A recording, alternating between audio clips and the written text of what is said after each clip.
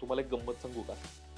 अमुक तमुकचे पहिले 2 वर्ष सगळे पॉडकास्ट आम्ही फोनवरती रेकॉर्ड केले. आणि मी एवढ्यासाठी सांगतोय, की खूप लोकांना असं वाटतं, की त्यांना जर कंटेंट क्रिएशनची सुरुवात करायची असेल, तर काहीतरी फॅन्सी सेटअप लागतो, मोठे कॅमेरेज लागतात आणि खूप मोठी इन्व्हेस्टमेंट लागते. तर तसं अजिबात नाहीये. तर जर तुम्हाला असं कोणी सांगत असेल, की तुम्हाला कंटेंट क्रिएशनसाठी या गोष्टी लागणार आहेत आणि या गोष्टींची तुमची रिक्वायरमेंट आहे, तर ते अगदी खोटं आहे. मी हे सांगण्याचं कारण असं, की ज्या वेळेस आम्ही वर्कशॉपमध्ये लोकांसोबत बोलतो, त्यावेळेस त्यांचा हा कायमचा प्रश्न असतो, माझ्याकडे मोठे इक्विपमेंट्स नाहीत, माझ्याकडे आता पैशांची इन्व्हेस्टमेंट नाही, तर मी कंटेंट क्रिएशन कसं सुरुवात करू?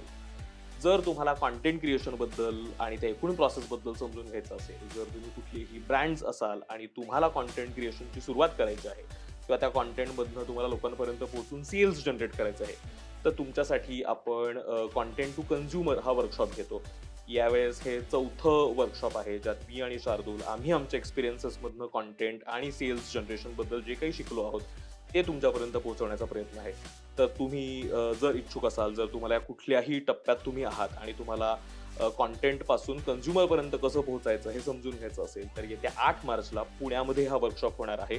11 ते 5:30 असा दिवसभराचा वर्कशॉप असणार आहे आणि जर तुम्ही पुण्याच्या बाहेर असाल, तर तुम्ही ऑनलाईन पद्धतीने सुद्धा जॉइन करू शकता. तर जर तुम्हाला काही आणखीन एक्स्ट्रा माहिती हवी असेल, तर खाली डिस्क्रिप्शनमध्ये ती दिलेली असेल किंवा लिंक बायोमध्ये दिलेली आहे. तिथे कॉन्टॅक्ट नंबर सुद्धा आहे.